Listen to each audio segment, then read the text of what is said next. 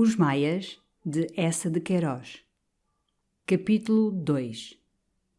Pedro e Maria, no entanto, numa felicidade de novela, iam descendo a Itália a pequenas jornadas, de cidade em cidade, nessa via sagrada que vai desde as flores e das messes da planície lombarda até ao mole país de Romanza, Nápoles, branca sobre o azul.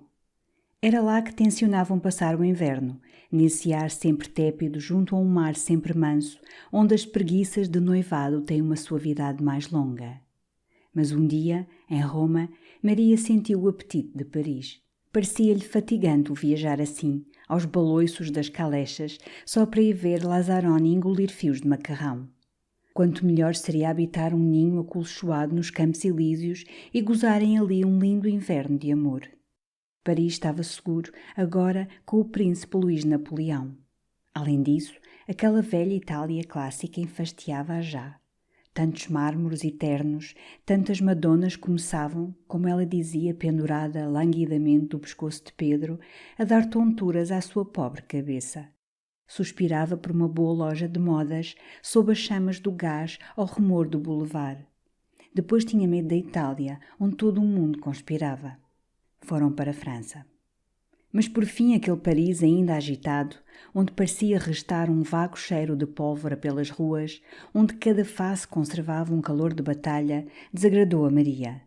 De noite acordava com a Marselhesa, achava um ar feroz à polícia. Tudo permanecia triste. E os duquesas, pobres anjos, ainda não ousavam vir ao bois com medo dos operários, corja insaciável. Enfim, demoraram-se lá até à primavera, no ninho que ela sonhara, todo de veludo azul, abrindo sobre os Campos Elíseos. Depois principiou a falar-se de novo em revolução, em golpes de Estado. A admiração absurda de Maria pelos novos uniformes da Garde Mobile fazia Pedro nervoso. E quando ela apareceu grávida, ansiou por a retirar daquele Paris batalhador e fascinante, vir abrigá-la na pacata Lisboa adormecida ao sol. Antes de partir, porém, escreveu ao pai. Fora um conselho, quase uma exigência de Maria. A recusa de Afonso da Maia ao princípio desesperara-a. Não a afligia a desunião doméstica, mas aquele não afrontoso de fidalgo puritano marcara muito publicamente, muito brutalmente a sua origem suspeita. Odiou o velho e tinha apressado o casamento, aquela partida triunfante para a Itália, para lhe mostrar bem que nada valiam genealogias, avós godos, brios de família, diante dos seus braços nus. Agora, porém, que ia voltar a Lisboa, dar soirées, criar corte, a reconciliação tornava-se indispensável. Aquele pai retirado em Benfica, com o rígido orgulho de outras idades, faria lembrar constantemente, mesmo entre os seus espelhos e os seus estofos, o brigue Nova Linda carregado de negros. E queria mostrar-se a Lisboa pelo braço desse sogro tão nobre e tão ornamental, com as suas barbas de viso-rei. Diz-lhe que já o adoro, murmurava ela curvada sob a escrivaninha, acariciando os cabelos de Pedro. Diz-lhe que se tiver um pequeno, lhe há de pôr o nome dele. Escreve-lhe uma carta bonita, hein? E foi bonita, foi terna a carta de Pedro ao papá. O pobre rapaz amava-o. Falou-lhe comovido da esperança de ter um filho varão.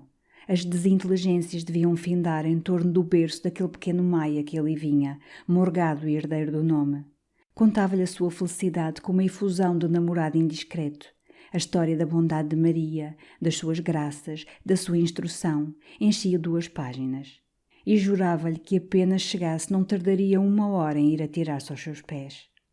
Com efeito, apenas desembarcou, correu num trem a Benfica. 2 dias antes, o pai partira para Santa Olávia. Isto pareceu-lhe uma desfeita e feriu acerbamente. Fez-se então entre o pai e o filho uma grande separação.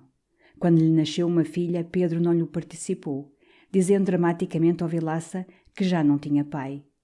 Era uma linda bebê, muito gorda, loura e cor-de-rosa, com os belos olhos negros dos maias. Apesar dos desejos de Pedro, Maria não a quis criar, mas adorava-a com frenesi. Passava dias de joelhos ao pé do berço, em êxtase, correndo as suas mãos cheias de pedrarias pelas carninhas tenras, pondo-lhe beijos de devota nos pezinhos, nas rosquinhas das coxas, balbuciando-lhe num enlevo nomes de grande amor e perfumando-a já, enchendo-a já de laçarotes. E nestes delírios pela filha, brotava mais amarga a sua cólera contra Afonso da Maia. Considerava-se então insultada em si mesma e naquele querubim que lhe nascera. Injuriava o velho grosseiramente, chamava-lhe o Dom Fuas, o Barbatanas. Pedro um dia ouviu isto e escandalizou-se. Ela replicou desabridamente e diante daquela face abrasada, onde entre lágrimas os olhos azuis pareciam negros de cólera, ele só pôde balbuciar timidamente. É meu pai, Maria. Seu pai. E à face de toda a Lisboa, tratava-a então como uma concubina. Podia ser um fidalgo, as maneiras eram de vilão, um Dom Fuas, um Barbatanas, nada mais. Arrebatou a filha e, abraçada nela, romperam as queixas por entre os prantos. Ninguém nos ama, meu anjo, ninguém te quer, tens só a tua mãe. Tratam-te como se fosses bastarda. A bebê, sacudida nos braços da mãe, desatou a gritar. Pedro correu, envolveu-as ambas no mesmo abraço, já enternecido, já humilde, e tudo terminou num longo beijo. E ele, por fim, no seu coração, justificava aquela cólera de mãe que vê desprezado o seu anjo. De resto, mesmo alguns amigos de Pedro, o Alencar, o Dom João da Cunha, que começavam agora a frequentar Arroios, riam daquela obstinação de pai gótico, amuado na província, porque sua nora não tivera avós mortos em Aljubarrota. E onde havia outra em Lisboa, com aquelas toaletes, aquela graça, recebendo tão bem. Que diabo, o mundo marchara, saíra-se já das atitudes empertigadas do século XVI. E o próprio Vilaça, um dia que Pedro lhe fora mostrar a pequerruchinha adormecida entre as rendas do seu berço, sensibilizou-se, veio uma das suas fáceis lágrimas, declarou, com a mão no coração, que aquilo era uma caturrice do Sr. Afonso da Maia. Pois pior para ele, não quero ver um anjo destes, disse Maria, dando diante do espelho um lindo jeito às flores do cabelo, também não faz cá falta. E não fazia falta. Nesse outubro, quando a pequena completou o seu primeiro ano, houve um grande baile na casa de Arroios que eles agora ocupavam toda e que fora ricamente remobilada. E as senhoras que outrora tinham horror à negreira, a Dona Maria da Gama que escondia a face por trás do leque, lá vieram todas, amáveis e decotadas, com o beijinho pronto, chamando-lhe querida, admirando as grinaldas de camélias que molduravam os espelhos de 400.000 réis e gozando muito os gelados.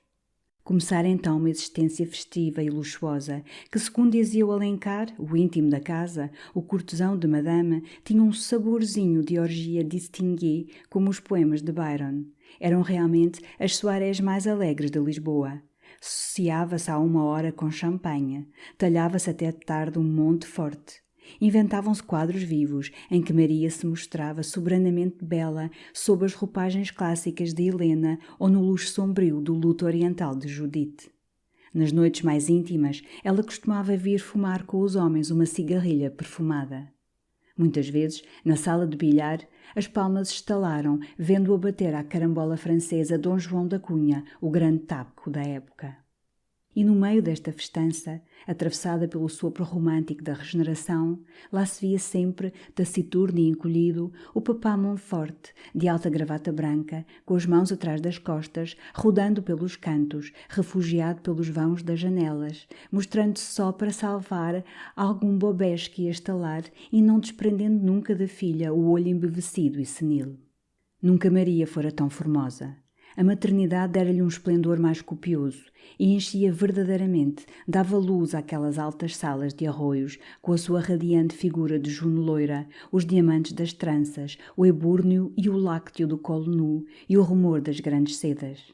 Com razão, querendo ter, à maneira das damas da Renascença, uma flor que a simbolizasse, escolhera a tulipa real, opulenta e ardente.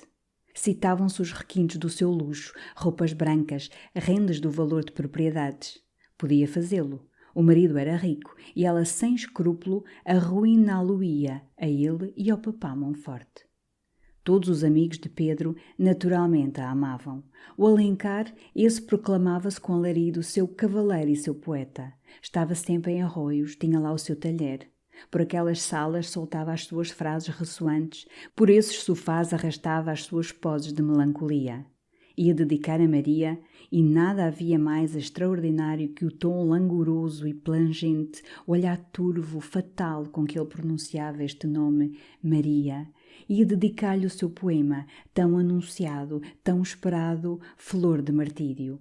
E citavam-se as estrofes que lhe fizera ao gosto cantante do tempo. Vi-te essa noite no esplendor das salas, com as loiras tranças volteando louca. A paixão do Alencar era inocente, mas dos outros íntimos da casa, mais de um, de certo, balbuciara já a sua declaração no boudoir azul em que ela recebia às 3 horas, entre os seus vasos de túlipas. As suas amigas, porém, mesmo as piores, afirmavam que os seus favores nunca teriam passado de alguma rosa dada num vão de janela ou de algum longo e suave olhar por trás do leque. Pedro, todavia, começava a ter horas sombrias. Sem sentir ciúmes, vinha-lhe às vezes, de repente, um tédio daquela existência de luxo e de festas, um desejo violento de sacudir da sala esses homens, os seus íntimos, que se atropelavam assim tão ardentemente em volta dos ombros decotados de Maria. Refugiava-se então nalgum canto, trincando com furor o charuto, e aí era toda a sua alma um tropel de coisas dolorosas e sem nome. Maria sabia perceber bem na face do marido estas nuvens, como ela dizia. Corria para ele, tomava-lhe ambas as mãos, com força, com domínio. — Que tens tu, amor? Estás amoado. — Não, não estou amoado. — Olha então para mim. Colava o seu belo seio contra o peito dele. As suas mãos corriam-lhe os braços numa carícia lenta e quente, dos pulsos aos ombros. Depois, com um lindo olhar, estendia-lhe os lábios. Pedro colhia neles um longo beijo e ficava consolado de tudo. Durante esse tempo, Afonso da Maia não saía das sombras de Santa Olávia, tão esquecido para lá como se estivesse no seu jazigo. Já se não falava dele em arroios, Dom Fua estava roendo a teima. Só Pedro às vezes perguntava à vilaça como ia o papá, e as notícias do administrador enfureciam sempre Maria. O papá estava ótimo, tinha agora um cozinheiro francês esplêndido. Santa Olávia enchera-se de hóspedes, o Sequeira, André da Ega, Dom Diogo Coutinho. O Barbatanas trata-se, ia ela dizer ao pai com rancor. E o velho negreiro esfregava as mãos, satisfeito de o saber assim feliz em Santa Olávia, porque nunca cessara de tremer à ideia de ver em Arroios, diante de si, aquele fidalgo tão severo e de vida tão pura. Quando, porém, Maria teve outro filho, um pequeno, o sossego que então se fez em Arroios trouxe de novo muito vivamente ao coração de Pedro a imagem do pai abandonado naquela tristeza do Douro. Falou a Maria da reconciliação, amido, aproveitando a fraqueza da convalescença. E a sua alegria foi grande, quando Maria, depois de ficar um momento pensativa, respondeu: creio que me havia de fazer feliz tê-lo aqui. Pedro, entusiasmado com um assentimento tão inesperado, pensou em abalar para Santa Olávia. Mas ela tinha um plano melhor. Afonso, segundo dizia o Vilaça, devia recolher em breve a Benfica. Pois bem, ela iria lá com o pequeno, toda vestida de preto, e de repente, atirando-se-lhe aos pés, pedir-lhe-ia a bênção para o seu neto. Não podia falhar, não podia realmente. E Pedro viu ali uma alta inspiração da maternidade. Para abrandar desde já o papá, Pedro quis dar ao pequeno o nome de Afonso. Mas nisso Maria não consentiu. Andava lendo uma novela de que era herói o último Stuart, o romanesco príncipe Carlos Eduardo, e namorada dele, das suas aventuras e desgraças, queria dar esse nome a seu filho, Carlos Eduardo da Maia. Um tal nome parecia-lhe conter todo um destino de amores e façanhas. O batizado teve de ser retardado. Maria adoecera como a angina. Foi muito benigna, porém, e daí a 2 semanas Pedro podia já sair para uma caçada na sua quinta da Tojeira, diante de Almada. Devia demorar-se 2 dias. A partida arranjara-se unicamente para obsequiar um italiano chegado por então a Lisboa, distinto rapaz que lhe fora apresentado pelo secretário da legação inglesa e com quem Pedro simpatizara vivamente. Dizia-se sobrinho dos príncipes de Sória e vinha fugido de Nápoles, onde conspirara contra os Bourbons e fora condenado à morte. O Alencar e Dom João Coutinho iam também à caçada e a partida foi de madrugada. Nessa tarde, Maria jantava só no seu quarto quando sentiu carruagens parando à porta. Um grande rumor a encher a escada. Quase imediatamente, Pedro aparecia-lhe trêmulo e enfiado. Uma grande desgraça, Maria. Jesus! Feriu o rapaz, feriu o napolitano. Como? Um desastre estúpido. Ao saltar um barranco, a espingarda disparara-se-lhe e a carga, zás, vai cravar-se no napolitano. Não era possível fazer curativos na Tojeira e voltaram logo a Lisboa. Ele naturalmente não consentira que o homem que tinha ferido recolhesse ao hotel. Trouxera-o para Arroios, para o quarto verde por cima, mandara chamar um médico, 2 enfermeiras para o velar, e ele mesmo lá ia passar a noite. E ele? Um herói. Sorri, diz que não é nada, mas eu vejo-o pálido como morto. Um rapaz adorável. Isto só a mim, senhor. E então o Alencar, que é mesmo ao pé dele, podia antes ter ferido o Alencar, um rapaz íntimo, de confiança. Até a gente se ria. Mas não, zás, logo o outro, o de cerimónia. Uma sege, nesse instante, entrava ao pátio. É o médico. E Pedro abalou. Voltou daí a pouco, mais tranquilo. O Dr. Guedes quase rira daquela bagatela, uma chumbada no braço e alguns grãos perdidos nas costas. Prometera-lhe que daí a 2 semanas podia caçar outra vez na tojeira. E o príncipe estava já fumando o seu charuto. Belo rapaz, parecia simpatizar com o papá Monforte. Toda essa noite Maria dormiu mal, na excitação vaga que lhe dava aquela ideia de um príncipe entusiasta, conspirador, condenado à morte, ferido agora, por cima do seu quarto.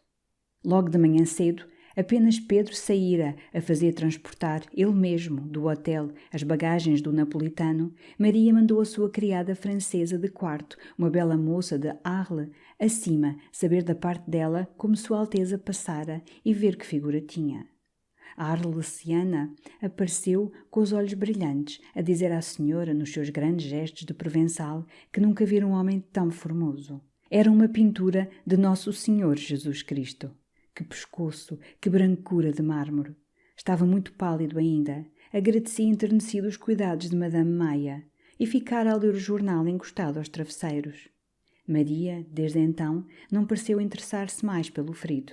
Era Pedro que vinha, a cada instante, falar-lhe dele, entusiasmado por aquela existência patética de príncipe conspirador, partilhando já o seu ódio aos Bourbons, encantado com a similitude de gostos que encontrava nele, o mesmo amor da caça, dos cavalos, das armas. Agora, logo de manhã, subia para o quarto do príncipe, de robe de chambre e cachimbo na boca, e passava lá horas numa camaradagem, fazendo grogues quentes permitidos pelo Dr. Guedes. Levava mesmo para lá os seus amigos, o Alencar, o Dom João da Cunha. Maria sentia-lhes por cima as risadas. Às vezes tocava-se viola. E o velho Monforte, pasmado para o herói, não cessava de lhe rondar o leito. A arlesiana, essa, também a cada momento aparecia lá a levar toalhas de rendas, um açucareiro que ninguém reclamara, ou algum vaso com flores para alegrar a alcova. Maria, por fim, perguntou a Pedro, muito séria, se além de todos os amigos da casa, 2 enfermeiras, 2 escudeiros, o papá e ele, Pedro, era necessário também constantemente a sua própria criada no quarto de Sua Alteza. Não era.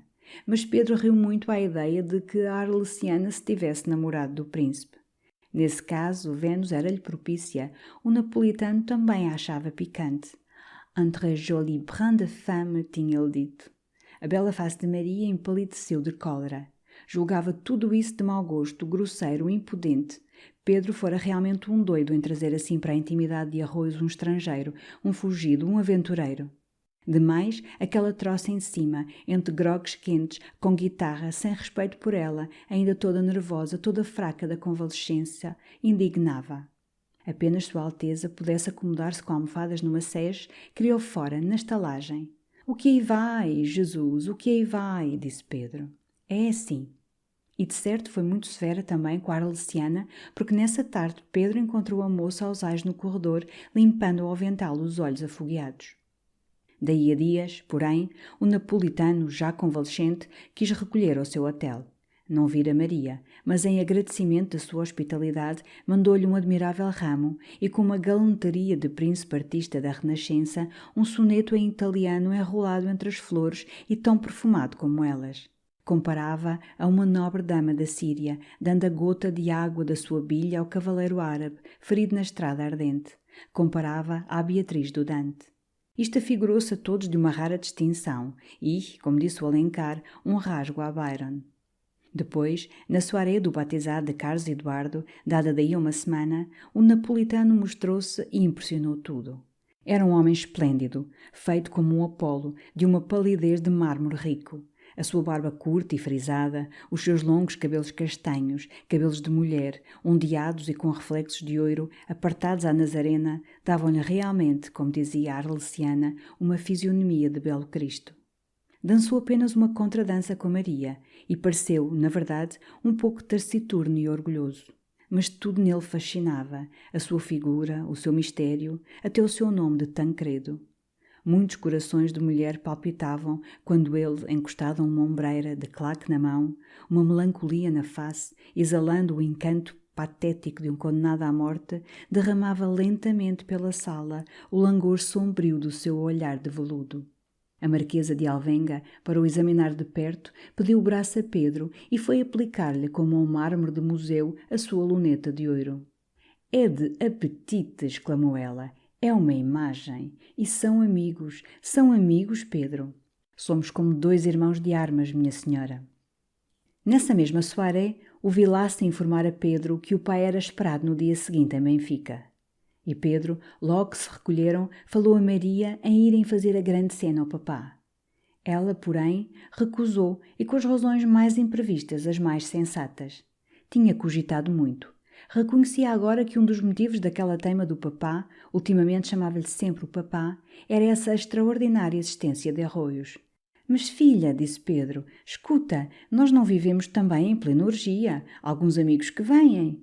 Pois sim, mas realmente estava decidida a ter um interior mais calmo e mais doméstico. Era mesmo melhor para os bebés. Pois bem, queria que o papá estivesse convencido dessa transformação para que as pazes fossem mais fáceis e eternas. «Deixa passar 2 ou 3 meses. Quando ele souber como nós vivemos quietinhos, eu o trarei. Sossega. É bom também que seja quando meu pai partir para as águas, para os Pirineus, que o pobre papá, coitado, tem medo do teu. Filho, não achas assim melhor?» «És um anjo», foi a resposta de Pedro, beijando-lhe ambas as mãos. Toda a antiga maneira de Maria pareceu com efeito ir mudando. Suspendera as soirées. Começou a passar as noites muito recolhidas, com alguns íntimos no seu boudoir azul. Já não fumava, abandonara o bilhar, e vestida de preto, com uma flor nos cabelos, fazia crochê ao pé do candeeiro. Estudava-se música clássica quando vinha o velho Casotti. O Alencar, que, imitando a sua dama, entrara também na gravidade, recitava traduções de Klopstock. Falava-se com sisudez de política. Maria era muito regeneradora. E todas essas noites Tancredo lá estava, indolente e belo, desenhando alguma flor para ela bordar ou tangendo à guitarra canções populares de Nápoles. Todos ali o adoravam, mas ninguém mais que o velho Monforte, que passava horas enterrado na sua alta gravata, contemplando o príncipe com enternecimento. Depois, de repente, erguia-se, atravessava a sala e ia-se debruçar sobre ele, papá-lo, senti-lo, respirá-lo, murmurando no seu francês de embarcadiço: «Ça allait bien, hein? Beaucoup bien? Ora estimo.» E estas correntes bruscas de afeto comunicavam-se de certo, porque nesse momento Maria tinha sempre um dos seus lindos sorrisos para o papá, ou vinha beijá-lo na testa. De dia ocupava-se de coisas sérias. Organizava uma útil associação de caridade, a obra-pia dos cobertores, com o fim de fazer no inverno às famílias necessitadas distribuições de agasalhos. E presidia no salão de arroios, com uma campainha, às reuniões em que se elaboravam os estatutos. Visitara os pobres. Ia também a miudadas vezes a uma devoção às igrejas, toda vestida de preto, a pé, com um véu muito espesso no rosto. O esplendor da sua beleza aparecia agora velado por uma sombra tocante de ternura grave. A deusa idealizava-se em Madonna, e não era raro ouvi-la de repente suspirar sem razão. Ao mesmo tempo, a sua paixão pela filha crescia. Tinha então 2 anos e estava realmente adorável. Vinha todas as noites um momento à sala, vestida com um luxo de princesa. E as exclamações, os êxtases de Tancredo não findavam. Fizera-lhe o retrato a carvão, a esfuminho, a aguarela. Ajoelhava-se para lhe beijar a mãozinha cor-de-rosa como ao bambino sagrado. E Maria, agora, apesar dos protestos de Pedro, dormia-se sempre com ela entre os braços. Ao começo de setembro, o velho Monforte partiu para os Pirineus. Maria chorou, dependurada do pescoço do velho, como se ele largasse de novo para as travessias de África. Ao jantar, porém, chegou já consolado e radiante, e Pedro voltou a falar da reconciliação, parecendo-lhe bom o momento de ir a Benfica recuperar para sempre aquele papá tão teimoso. Ainda não, disse ela refletindo, olhando o seu cálice de Bordeus. Teu pai é uma espécie de santo, ainda o não merecemos, mais para o inverno. Uma sombria tarde de dezembro, de grande chuva, Afonso da Maia estava no seu escritório lendo, quando a porta se abriu violentamente e, alçando os olhos do livro, viu Pedro adiante de si. Vinha todo enlameado, desalinhado, e na sua face lívida, sob os cabelos revoltos, luzia um olhar de loucura. O velho ergueu-se aterrado, e Pedro, sem uma palavra, atirou-se aos braços do pai, rompeu a chorar perdidamente. Pedro, que sucedeu, filho? Maria morrera, talvez. Uma alegria cruel invadiu à ideia do filho livre para sempre dos Monfortes, voltando-lhe, trazendo à sua solidão os 2 netos, toda uma descendência para amar. E repetia, trêmulo também, desprendendo-o de si com grande amor: sossega, filho, que foi? Pedro então caiu para o canapé, como cai um corpo morto. E levantando para o pai um rosto devastado, envelhecido, disse, palavra a palavra, numa voz surda: estive fora de Lisboa 2 dias. Voltei esta manhã. A Maria tinha fugido de casa com a pequena. Partiu com um homem, um italiano. E aqui estou. Afonso da Maia ficou diante do filho, quedo, mudo, como uma figura de pedra. E a sua bela face, onde todo o sangue subira, enchia-se pouco a pouco de uma grande cólera. Viu num relance o escândalo, a cidade galhofando, as compaixões, o seu nome pela lama. E era aquele filho que, desprezando a sua autoridade, ligando-se a essa criatura, estragara o sangue da raça, cobria agora a sua casa de vexame. E ali estava, ali jazia sem um grito, sem um furor, um arranque brutal de homem traído. Vinha a tirar-se para um sofá, chorando miseravelmente. Isto indignou-o e rompeu a passear pela sala, rígido e áspero, cerrando os lábios para que não lhe escapassem as palavras de ira e de injúria que lhe enchiam o peito em tumulto. Mas era pai. Ouvia, ali ao seu lado, aquele soluçar defundador. Via tremer aquele pobre corpo desgraçado que ele outrora embalara nos braços. Parou junto de Pedro, tomou-lhe gravemente a cabeça entre as mãos e beijou-o na testa, uma vez, outra vez, como se ele fosse ainda criança, restituindo-lhe ali para sempre a sua ternura inteira. Tinha razão, meu pai, tinha razão, murmurava Pedro entre lágrimas. Depois ficaram calados.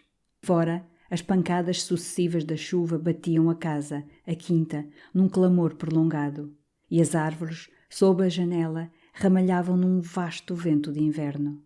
Foi Afonso que quebrou o silêncio. Mas para onde fugiram, Pedro? Que sabes tu, filho? Não é só chorar? Não sei nada, respondeu Pedro num longo esforço. Sei que fugiu. Eu saí de Lisboa na segunda-feira.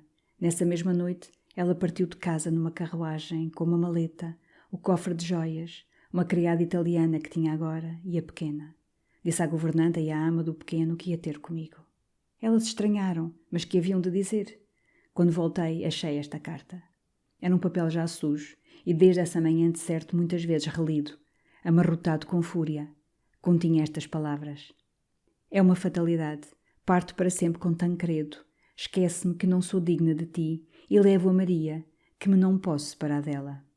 E o pequeno? Onde está o pequeno? Exclamou Afonso. Pedro pareceu recordar-se. Está lá dentro com a ama. Trouxe-o na sege. O velho correu, logo, e daí a pouco aparecia, erguendo nos braços o pequeno, na sua longa capa branca de franjas e a sua touca de rendas. Era gordo, de olhos muito negros, com uma adorável bochecha fresca e cor-de-rosa.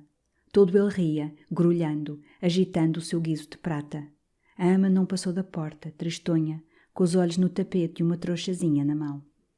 Afonso sentou-se lentamente na sua poltrona e acomodou o neto no colo. Os olhos enchiam-se-lhe de uma bela luz de ternura. Parecia esquecer a agonia do filho, a vergonha doméstica. Agora só havia ali aquela facezinha tenra que se lhe babava nos braços. Como se chama ele? Carlos Eduardo, murmurou a ama. Carlos Eduardo, hein? Ficou a olhá-lo muito tempo, como procurando nele os sinais da sua raça. Depois tomou-lhe na sua as 2 mãozinhas vermelhas que não largavam o guiso e, muito grave, como se a criança o percebesse, disse-lhe: olha bem para mim, eu sou o avô, é necessário amar o avô. E aquela voz forte, o pequeno, com efeito, abriu os seus lindos olhos para ele, sérios de repente, muito fixos, sem medo das barbas grisalhas. Depois rompeu a pular-lhe nos braços, desprendeu a mãozinha e martelou-lhe furiosamente a cabeça com o guizo. Toda a face do velho sorria àquela viçosa alegria. Apertou-o ao seu largo peito muito tempo, pôs-lhe na face um beijo longo, consolado, enternecido, o seu primeiro beijo de avô. Depois, com todo o cuidado, foi colocá-lo nos braços da ama. Vá, ama, vá. A Gertrude já lá anda a arranjar-lhe o quarto. Vá ver o que é necessário. Fechou a porta e veio sentar-se junto do filho, que se não movera do canto do sofá nem despregara os olhos do chão. Agora desabafa, Pedro, conta-me tudo. Olha que nos não vemos há 3 anos, filho. Há mais de 3 anos, murmurou Pedro. Ergueu-se, alongou a vista à quinta, tão triste sob a chuva. Depois, derramando amorosamente pela livraria, considerou um momento o seu próprio retrato, feito em Roma aos 12 anos, todo de veludo azul com uma rosa na mão, e repetia ainda amargamente: tinha razão, meu pai, tinha razão. E pouco a pouco, passeando e suspirando, começou a falar daqueles últimos anos, o inverno passado em Paris, a vida em Arroios, a intimidade do italiano na casa, os planos de reconciliação, por fim aquela carta infame, sem pudor, invocando a fatalidade, arremessando-lhe o nome do outro. No primeiro momento tivera só ideias de sangue e quisera persegui-los, mas conservara um clarão de razão. Seria ridículo, não é verdade? De certa fuga fora de antemão preparada e não havia de ir correndo às estalagens da Europa à busca de sua mulher. Ir lamentar-se à polícia, fazê-los prender. Uma imbecilidade. Nem impedia que ela fosse já por esses caminhos fora dormindo com outro. Restava-lhe somente o desprezo. Era uma bonita amante que tivera alguns anos e fugira com um homem. Adeus. Ficava-lhe um filho, sem mãe, com um mau nome. Paciência. Necessitava esquecer, partir para uma longa viagem, para a América talvez. O pai veria, havia de voltar consolado e forte. Dizia estas coisas sensatas, passeando devagar, com o charuto apagado nos dedos, numa voz que se calmava. Mas de repente parou diante do pai, com um riso seco, um brilho feroz nos olhos. Sempre desejei ver a América, e é uma boa ocasião agora. É uma ocasião famosa, hein? Posso até naturalizar-me, chegar a presidente, ou rebentar. Ah! Sim. Mais tarde, depois pensarás nisso, filho, acudiu o velho assustado. Nesse momento a sineta do jantar começou a tocar lentamente ao fundo do corredor. Ainda janta cedo, hã? Disse Pedro. Teve um suspiro cansado e lento, murmurou. Nós jantávamos às 7. Quis então que o pai fosse para a mesa. Não havia motivo para que se não jantasse. Ele ia um bocado acima, ao seu antigo quarto solteiro. Ainda lá tinha a cama, não é verdade? Não queria tomar nada. O Teixeira que me leva um cálice de genebra. Ainda cá está o Teixeira, coitado. E vendo o Afonso sentado, repetiu, já impaciente. Vá jantar, meu pai, vá jantar, pelo amor de Deus. Saiu. O pai ouviu-lhe os passos por cima e o ruído de janelas desabridamente abertas. Foi então andando para a sala de jantar, onde os criados, que, pela ama, sabiam de certo o desgosto, se moviam em pontas de pés, com a lentidão contristada de uma casa onde há morte. Afonso sentou-se à mesa só, mas já lá estava outra vez o talher de Pedro. Rosas de inverno esfolhavam-se num vaso do Japão, e o velho papagaio agitado com a chuva mexia-se furiosamente no poleiro. Afonso tomou uma colher de sopa, depois rolou a sua poltrona para junto do fogão, e ali ficou envolvido, pouco a pouco, naquele melancólico crepúsculo de dezembro, com os olhos no lume, escutando o sudoeste contra as vidraças, pensando em todas as coisas terríveis que assim invadiam num tropel patético a sua paz de velho. Mas no meio da sua dor, funda como era, ele percebia um ponto, um recanto do seu coração, onde alguma coisa de muito doce, de muito novo, palpitava com uma frescura de renascimento, como se algures no seu ser estivesse rompendo, borbulhando, uma nascente rica de alegrias futuras. E toda a sua face sorria à chama alegre, revendo a bochechinha rosada sob as rendas brancas da touca. Pela casa, no entanto, tinham-se acendido as luzes. Já inquieto, subiu ao quarto do filho. Estava tudo escuro, tão úmido e frio como se a chuva caísse dentro. Um arrepio confrangeu o velho, e quando chamou, a voz de Pedro veio do negro da janela. Estava lá, com a vidraça aberta, sentado fora na varanda, voltado para a noite brava, para o sombrio rumor das ramagens, recebendo na face o vento, a água toda a invernia agreste. Pois estás aqui, filho, exclamou Afonso. Os criados hão de querer arranjar o quarto. Deixa um momento. Estás todo molhado, Pedro. Apalpava-lhe os joelhos, as mãos regeladas. Pedro ergueu-se com um estremeção. Desprendeu-se, impaciente daquela ternura do velho.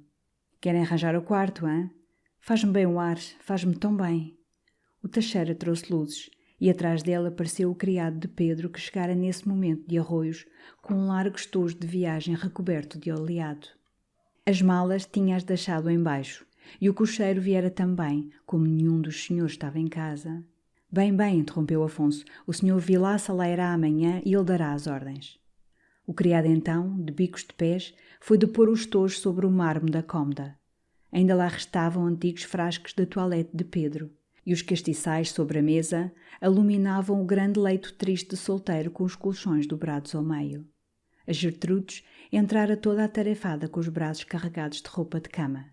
O Teixeira bateu vivamente os travesseiros. O criado de arroios, pousando o chapéu a um canto e sempre em pontas de pés, veio ajudá-los também.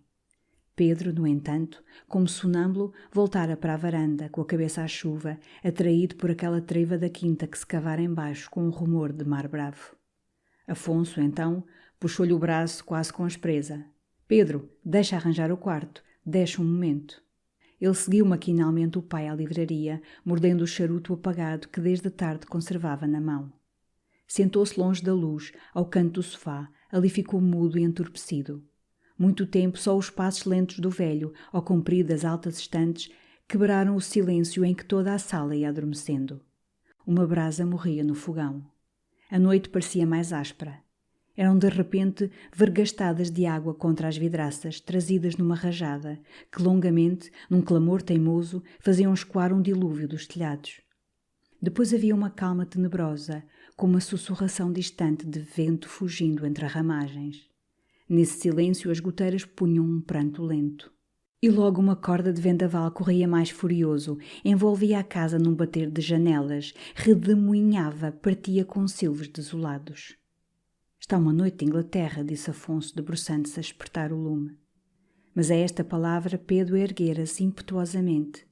De certo o ferira a ideia de Maria, longe, num quarto alheio, agasalhando-se no leito do adultério entre os braços do outro. Apertou um instante a cabeça nas mãos. Depois veio junto do pai, com o passo mal firme, mas a voz muito calma. Estou realmente cansado, meu pai. Vou-me deitar. Boa noite. Amanhã conversaremos mais.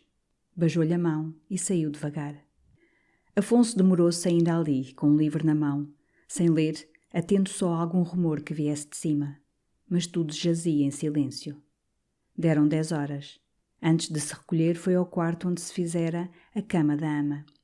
A Gertrudes, o criado de arroios, o Teixeira, estavam lá cochichando ao pé da cômoda, na penumbra que dava um fólio posto diante do candeeiro.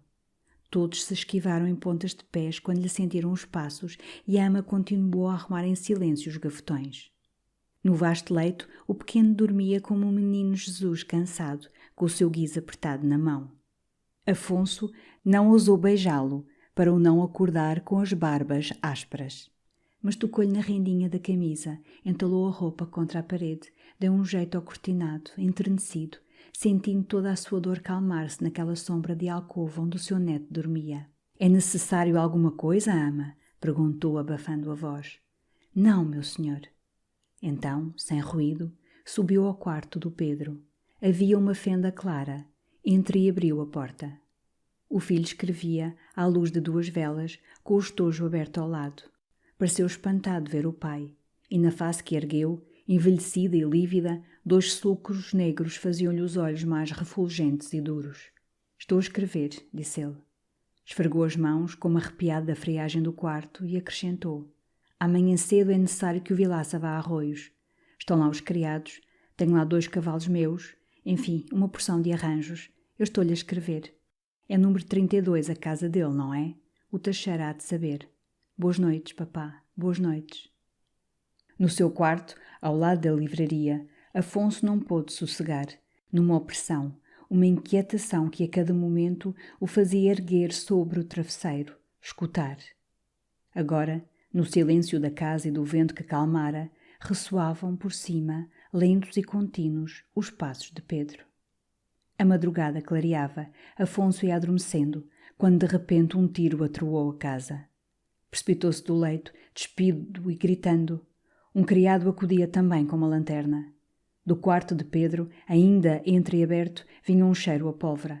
E aos pés da cama, caído de bruços, numa poça de sangue que se ensopava no tapete, Afonso encontrou seu filho morto, apertando uma pistola na mão. Entre as duas velas que se extinguiam, com fogachos lívidos, deixara-lhe uma carta lacrada com estas palavras sobre o envelope numa letra firme. Para o papá. Daí a dias, fechou-se a casa de Benfica. Afonso da Maia partia com o neto e com todos os criados para a quinta de Santa Olávia. Quando Vilaça, em fevereiro, foi lá acompanhar o corpo de Pedro, que ia ser depositado no jazigo da família, não pôde conter as lágrimas ao avistar aquela vivenda onde passara tão alegres natais. Um beatão preto recobria o brasão de armas, e esse pano de esquife parecia ter distinguido todo o seu negrume sobre a fachada muda, sobre os castanheiros que ornavam o pátio. Dentro os criados abafavam a voz, carregados de luto. Não havia uma flor nas jarras. O próprio encanto de Santa Olávia, o frescor cantar das águas vivas por tanques e repuxos, vinha agora com a cadência saudosa de um choro. E Vilaça foi encontrar Afonso na livraria, com as janelas cerradas ao lindo sol de inverno, caído para uma poltrona, a face cavada sob os cabelos crescidos e brancos, as mãos magras e ociosas sobre os joelhos. O procurador veio dizer para Lisboa que o velho não durava um ano.